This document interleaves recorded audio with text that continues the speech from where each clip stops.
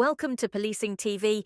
Each week, we will explore the highlights from our latest videos, diving into topics like AI, technology, drugs, and the people shaping the future of policing.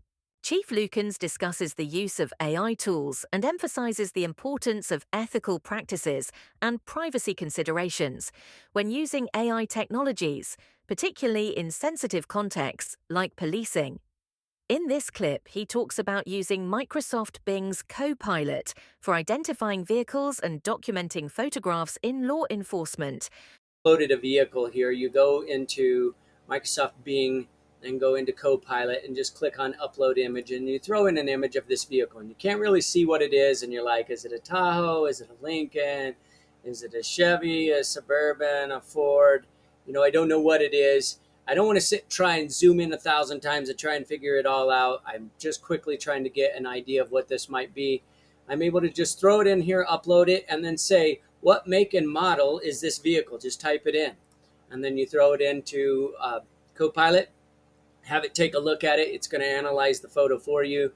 And all of a sudden, it's going to come back and say, the vehicle in this image is a white Ford Expedition. It looks like it has some damage on the lower part of the doors. So it's giving you everything that you need. Now you know, okay, maybe this is my vehicle that we're looking for, or whatever it is. But now I know that I'm looking for a white Ford Expedition.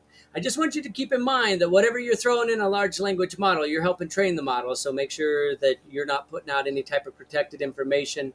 Keep in mind your employer's policies, respect privacy and ethical practices when you're doing this sort of thing. Or less. So I wanted to give you another tip on how you can use OpenAI to help you document photographs. I can't even tell you how many times as a police officer you end up with 30 or 40 photographs, and you're sitting there trying to make photo logs and make descriptions of all of your photographs. And so this is an opportunity for you to be able to just go to Copilot. You would go to Copilot and Bing, you'd hit the Copilot. You would hit the plus to upload an image. I've already uploaded an image here. Got an image of a vehicle. And then you just simply say, describe the photo. And then you're going to let Microsoft do its thing. And so all of a sudden, Copilot comes back and it says the photo shows the side of a white vehicle, specifically focusing on the area around the rear door handle and the rear wheel. The vehicle's visible damage, including several black scuff mark scratches. It's telling me everything about this vehicle. And I can decide what I want to copy and cut and paste. And I can delete off part of the sentences or whatever I need. And in a very short order, I have descriptions for my photo log instead of me trying to sit there and go through all of that. I will tell you that you have to remember that you're utilizing large language models. So you're programming some level of information that's going in there. So this isn't a tool for certain types of crime scenes. This is something where you wouldn't really be too worried about the integrity of an investigation. There would be other key investigations that this would not be appropriate on.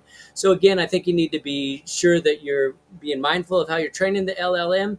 Keep in mind your employer's practices and policies. Respect the privacy of people. Always keep that in mind, and ethical practices. And always be just there to make sure that if you're going to utilize tools like this, you can do it in an appropriate way. I will show you other ways to do this where it's more protected, but this is a quick and easy way that if you are already utilizing this and your agency allows it, this might make it a little bit easier. In our last piece from Dr. Amanda Davies, she talks about the challenges ahead, especially in the new crime typologies, and how international partnering can address crypto crime, while local partnering can address other e-crime, and how both impact on training police officers. I think actually the challenges and the opportunities join together. Globally, I've seen within the police education sphere that there has been a commitment to addressing some of what we would call new crime typologies. Are they really new? Well, they have possibly been around for some time. The issue is that they are now overtaking some of the more traditional crime areas. So here I'm referring to your crypto crimes, your cyber crimes, your e-crimes, and the need for policing organisations to dedicate their education endeavours to preparing the officers for these types of crimes. They, as we are being told by the technocrats around the world, they're not going to go away because they're easy crimes.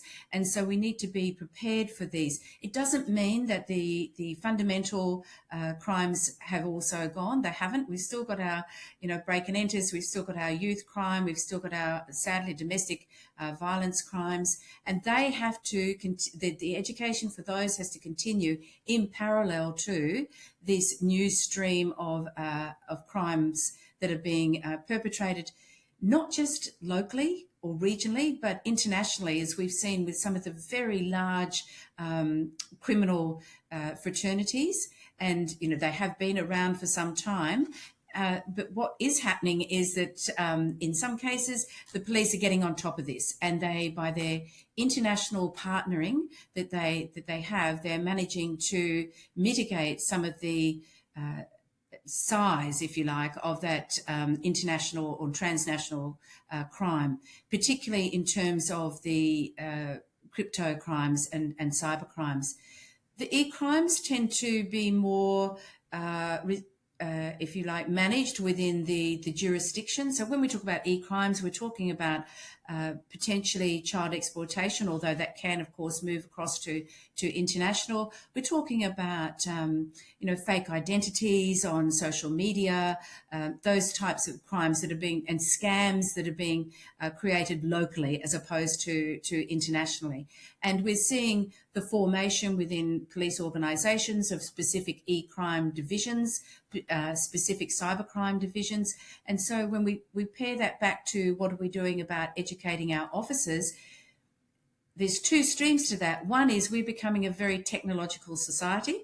So we're needing to prepare our police recruits to be able to use the technology that is available to them, whether it be an electronic notebook, for example, but also understanding those crimes that are being perpetrated in that online internet environment.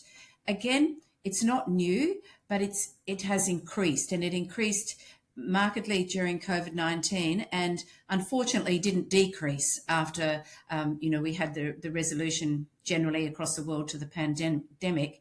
They continued, and so that's certainly one of the areas of challenge. The other challenge is about if we've got these crimes that have emerged as significant areas that need to be addressed by policing organisations, how can we see what other ones are going to come down the pipeline to society in the next 4, 10 years, etc.? And then how can we prepare for our policing organisations to deal with those? That there lies a very large challenge about how we can look to the future. And people who are experts in future foresight, for example, they have a place to play in being able to assist police organisations to work through what that education could or should look like for the future. And lastly, we heard from Sergeant James Valour of Hertfordshire Police, who discussed his reflections, focusing on the importance of lived experiences in training new police officers, community engagement, and support for victims of domestic violence. He also talks about empathy fatigue and why officers must approach each call with a fresh mindset. I do really enjoy being here. I most recently moved over to our community safety unit as of today, which is just to gain more experience around our neighbourhood policing team. When the lived-in experience first came about, I was asked by an officer if I would like to attend because they wanted to get the perspective of obviously frontline officers, and I hadn't long moved from being a PC at the time, so they wanted to see what I could give. I went to one of the first sessions of it for the pilot scheme back on the 27th of March last year, 2024. The people that were being trained on the session were new officers that were in the sort of the first few weeks of their training, so they had never ever come across any of the information that was giving out in the pilot scheme. To them it was new. I was asked only really to attend to see if I could give a perspective, good or bad. so that they could obviously enhance it and improve it to keep rolling out the training. I sat sort of at the back of the room, but again, because it was for the new officers, the victims that came in gave their perspective of everything, good and bad. It was very interesting to hear some of the things they did have to say, because I think you can get, which I've mentioned before to people, is empathy fatigue, where you've been to something so many times before, maybe the same person, and you automatically, as a human being, you might think, oh, it's that person again. Obviously, as an officer, you can't think that way. You've got to be looking at everything as a fresh new experience, or continuing on from what's happened, and give that person 110% every single time. Obviously, because you do come across a lot of domestic related things, you can also go to a fresh new person and still have the wrong perspective on it, because you think, oh, I'm just there, I want to just fill in my risk assessment, doing all my work, and sort of get out of there and miss some of the really poignant key parts of being there. And those victims giving their opinions really showed that and highlighted it, because one of them in particular was a continuous victim who'd had lots of interaction with police, and they felt that lots had been missed and that things could have been done more to help them. They didn't really want to open up because they'd had some bad experiences as well, so that meant that next time when they gave out information, they held back a lot of it and they didn't get support that they needed. Then it moved on to another victim who said that they had a bad experience, but then they had another officer who had a really good experience, and they said it was black and white. They said that they then really brought their faith back in policing, and they could really then open up and realise they were being listened to. And I think that is really important as a response officer, because that's all you go to most of the time. Domestic violence is a massive thing for us. I can see now as well the pilot scheme has worked really well and has continued, and now officers that are even like myself got lots of experience of being brought into these training sessions, and it's been enhanced and improved along the way, and I think it will make a real difference for people. Thank you for watching. Tune in next week.